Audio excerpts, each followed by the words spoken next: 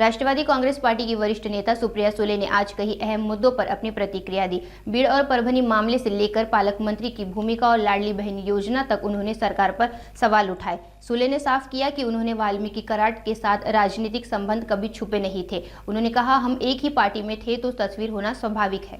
आमची अपेक्षा आहे की महाराष्ट्राच्या मुख्यमंत्र्यांनी पारदर्शकपणे राज्याला बीड आणि परभणी या दोन्ही घटनेमध्ये न्याय दिला पाहिजे। एवढं मोठं मॅन्डेट त्यांना मिळालंय।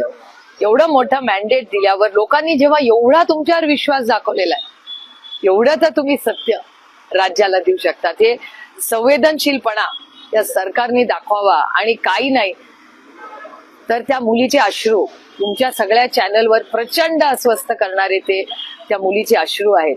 त्या मला असं वाटतं आपण सगळ्यांनी मिळून राजकारण कधीतरी बाजूला ठेवून माणुसकीच्या नात्याने आपण सगळ्यांनी काम केलं पाहिजे आणि दोन्ही परभणी आणि बीड या दोन्ही कुटुंबाला न्याय द्यायची नैतिक जबाबदारी ही आपल्या सगळ्यांची असते। तुम्हाला खरं सांगू म्हणजे निवडून आल्यानंतर सरकार बसलं, सरकारची जबाबदारी। मी पालकमंत्र्यांची एवढी चर्चा आयुष्यात पहिल्यांदाच इतक्या पाहिलेली आहे। मी अनेक वर्ष सत्तेच्या जवळ राहिलेले आहे। आदरणीय पवार साहेब महाराष्ट्राच्या मायबाप जनतेमुळे गेले 6 दशक राजकारणात आणि समाजकारणात आहे। ते एक नाही 4 वेळा मुख्यमंत्री राज्याचे होऊन गेले। केंद्रात अनेक वर्ष मंत्री राहिले, पण पालकमंत्र्याबद्दलची एवढी चर्चा मी खरंच कधी ऐकलेली नाही। त्यामुळे मलाही आश्चर्य वाटतंय की हे पालकमंत्री असणं हे एवढं म्हणजे कॅबिनेट मंत्र्याच्या वरती कॅबिनेट पालकमंत्री पद झालंय अशी परिस्थिती झाली। म्हणजे हे आयलँड्स म्हणजे छोटे छोटे असे एरियाज ब्लॉक करून चालवणार आहे काय राज्य? हे राज्याच्या हिताचं नाही। मी खूप टीका म्हणून सांगत नाही, मी त्या सरकारमध्ये असते तरी माझं तेच मत असतं की काही गोष्टी सॅक्रोसॅन्ट असल्या पाहिजेत, त्या राजकारणाच्या बाहेर जाऊन असल्या पाहिजे। ऍडमिनिस्ट्रेशन, महाराष्ट्राची ओळख ही ऍडमिनिस्ट्रेशन बद्दल म्हणजे उत्तम प्रशासक म्हणून आपली ओळख जर महाराष्ट्रात असेल, देशात असेल, तर मग हे पालकमंत्री पद, त्याची रच्ची खेच, आणि हे शब्द माझे नाही आहेत, ते तुमच्या चॅनलवर मी ऐकते। त्याच्यामुळे मला आश्चर्य वाटतं एवढा मोठा मॅन्डेट मिळाल्यावर सगळे कामाला लागतील आणि महाराष्ट्रात काहीतरी चांगलं, कारण का लोकांनी एवढा विश्वास या सरकारवर दाखवलाय। सरकार स्थापनेला उशीर, त्याच्यानंतर मंत्री पद, मंत्र्यांचे ऑफिसेस किंवा म्हणजे मंत्र्यांनी जाऊन चार्ज पण घेतला नाहीये 100%, कॅबिनेटला 100% हजेरी नाही, आणि त्याच्यानंतर पालकमंत्री पदावर पालकमंत्री, पालकचा अर्थ काय? म्हणजे गार्डियन जो आपला पालक असतो तो आपले आई वडील आपला प्रोटेक्टर असतो।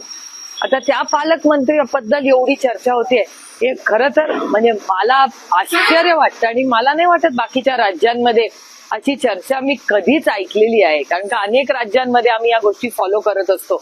पण पालकमंत्र्याबद्दल एवढं, आणि पालकमंत्री असेल जबाबदारी द्या आणि कामाला लागा, त्याच्यावर एवढी चर्चा का? म्हणजे मला वाटतं डिपार्टमेंटवर एवढी चर्चा झाली नसेल तेवढी पालकमंत्र्यांवर होती। मी हे मागच्या वर्षीही बोलले होते आणि मी कालही हे बोललेले मीडियाशी बोलताना की हे अपेक्षितच होतं। मागच्या वर्षी माझ्यावर तेव्हा कोणालाच विश्वास नव्हता।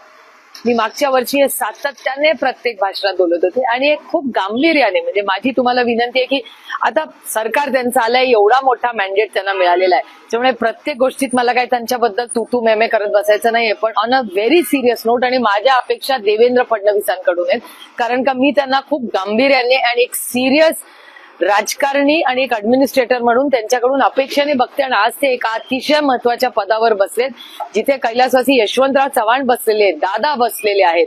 त्याच्यामुळे एवढं मोठं नेतृत्व घेतलं, त्या जागेवर आज देवेंद्रजी बसलेले आहेत। त्यामुळे फक्त टीका करण्यासाठी मी नाही हे बोलत आहे, पण महाराष्ट्राचं फिस्कल डेफिसिट आणि 2 दिवसापूर्वी आलेला रिझर्व्ह बँक ऑफ इंडियाचा फिस्कल डेफिसिट रिफॉर्मचा कागद, एवढा मोठा रिपोर्ट येतो, तो प्लीज तुमच्या चॅनल्स मध्ये जे तज्ञ असतील, इकॉनॉमिस्ट असतील, अर्थकारण ज्यांना माहिती असेल, असे एक्सपर्ट्स असतील, त्यांना जरूर तो दाखवा, त्याची बातमी करा, कारण कधीतरी पॉलिसीवर आपण सगळ्यांनी चर्चा केली पाहिजे। आणि या फिस्कल डेफिसिट आणि रिफॉर्म्सवर मी स्वतः बजेटमध्ये बोलणारच आहे, पण राज्य आणि केंद्रचं नातं आणि पुढचं येणारं महाराष्ट्राचं बजेट हे खूप गांभीर्याने घ्यावं लागणार आहे, कारण का इकॉनॉमी मध्ये स्लो डाऊन झालेला आहे। मी म्हणत नाही, केंद्र सरकार देशाचा आणि जगाचा डेटा सांगतोय। आणि आजच माझ्याकडे एक स्लाइड आली आहे ज्याच्यात बेरोजगारी ही या देशात वाढलेली आहे असा हा डेटा सांगतो।